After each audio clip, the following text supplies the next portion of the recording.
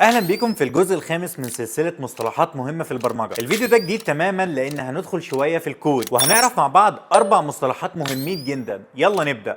استنى، رايح فين؟ شكلك نسيت تعمل حاجه. ايوه بالظبط كده، اللايك والفولو وكده. يلا بينا على المصطلحات. اول مصطلح معانا هو الفانكشن، ودي مجموعه من الاوامر البرمجيه موجوده مع بعض في جروب او مكان واحد وبنستدعيها لما بنحتاجها وبتوفر علينا تكرار نفس الكود كل مره. تاني مصطلح معانا هو الستيتمنت او الجمل، ومن اسمها كده معناها ان اي سطر كود عندنا بنقول عليه ستيتمنت. المصطلح الثالث وهو السنتاكس او القواعد البرمجيه، وزي ما العربي او الانجليزي ليه قواعد او جرامر، كل لغه برمجه ليها قواعد او طريقه كتابه كود معينه، ولو القواعد دي مش مظبوطه الكود مش هيشتغل وهيكون فيه ايرور في البرنامج بتاعك. اخر مصطلح معانا هو الايرور. الاخطاء البرمجيه جزء طبيعي من البرمجه وليها انواع كتير طبعا، وبتحصل لما يكون في حاجه غلط في الكود بتاعنا زي السنتاكس ايرور والتايب ايرور. وبس كده، ما تنساش اللايك والفولو وتحول لمبرمج.